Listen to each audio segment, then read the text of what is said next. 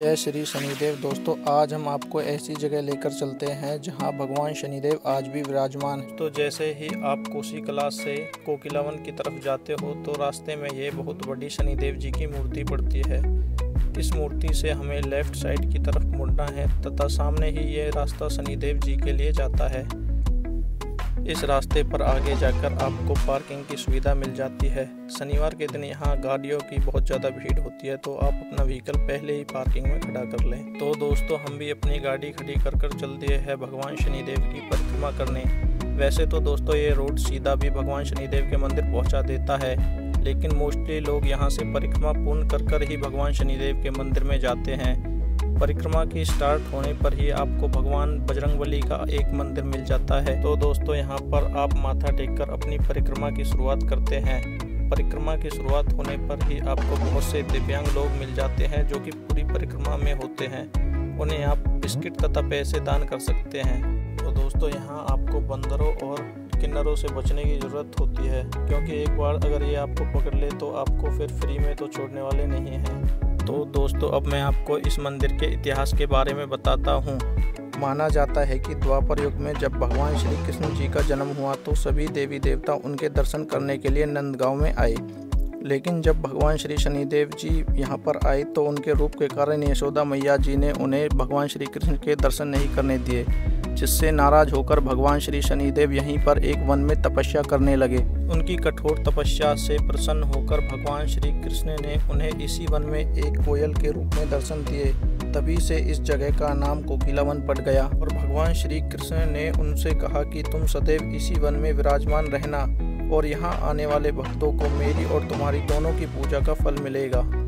तभी से अब तक लाखों की संख्या में श्रद्धालु भगवान श्री शनिदेव जी की पूजा करने इस मंदिर में हर शनिवार को आते हैं। दोस्तों, आपसे बातचीत करते हुए मैं तो भूल ही गया था, इतने में ये हमारी आधी परिक्रमा पूर्ण हो जाती है। हम प्रकृति का आनंद लेते हुए पहुंच जाते हैं परिक्रमा के आधे रास्ते में।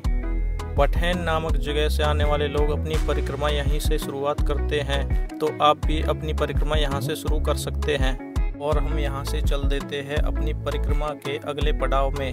यहाँ पर चलते हुए हम देखते हैं कि बहुत से श्रद्धालु भगवान के प्रति इतनी आस्था रखते हैं कि वो लेट कर भगवान की परिक्रमा करते हैं। कुछ लोग तो अपनी रियल मजबूरी के कारण यहाँ पर बैठे, लेकिन कुछ लोगों ने ये बिजनेस भी बना रखा है।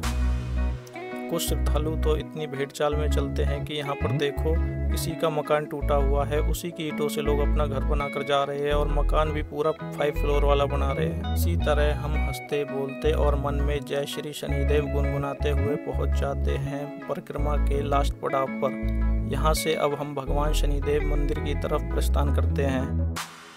यह है भगवान शनिदेव का सबसे मुख्य द्वार। इसी से अंदर होते हुए हम भगवान शनिदेव के और नज़दीक पहुँचते हैं।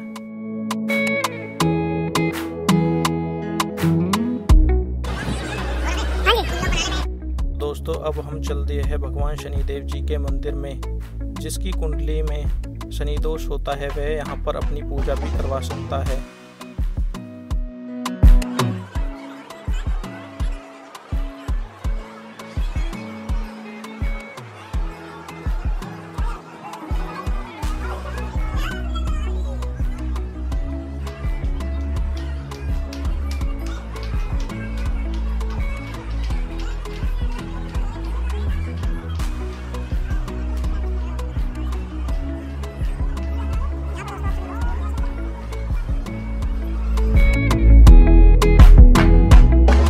तो दोस्तों, आमतौर पर यहाँ शनिवार के दिन बहुत ज़्यादा भीड़ होती है, लेकिन हमारी किस्मत अच्छी थी, आज हमें इतनी भीड़ नहीं मिली और हम जिगजैग वाले रास्ते से होते हुए मुख्य मंदिर में पहुँच जाते हैं।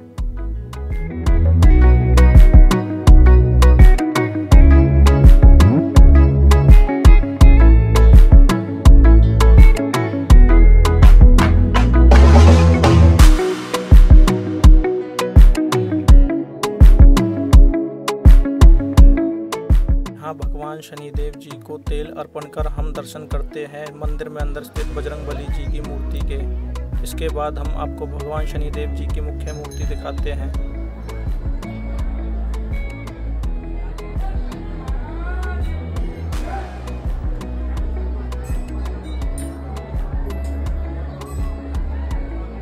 भगवान शनिदेव जी से प्रार्थना कर हम जाते हैं बाहर के रास्ते की तरफ, जो कि भगवान श्री कृष्ण और राधे जी के मंदिर से होकर निकलता है। और यह मंदिर बहुत ही प्राचीन है और इस मंदिर में आपको ब्रज क्षेत्र की पूरी वाइब आती है। इस मंदिर के बाद रास्ता बाहर की तरफ निकलता है।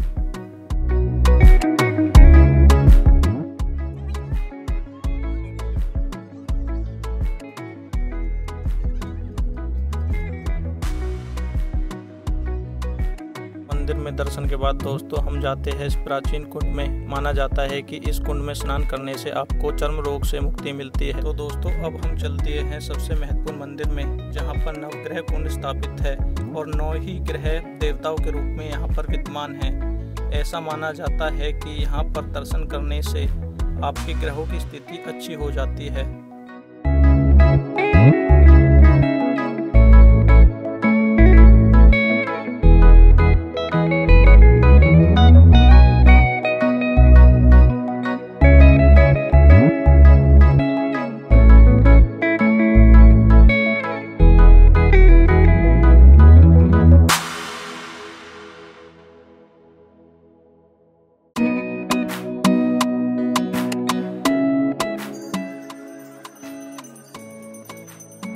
सभी ग्रहों के बीच में स्थित है भगवान शनिदेव जी की प्रतिमा।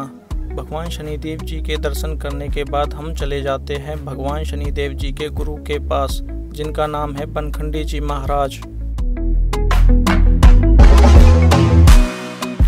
और यहाँ से मेरे मित्र गायब हो जाते हैं।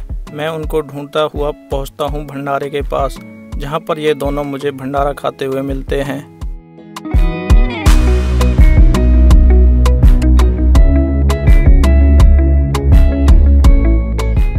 देखो मुझे समझ नहीं आता, ये इतना खाना ले लेते हैं और फिर उसको ऐसे ही पैरों में फेंक के चले जाते पूरी फालतू समझ कर।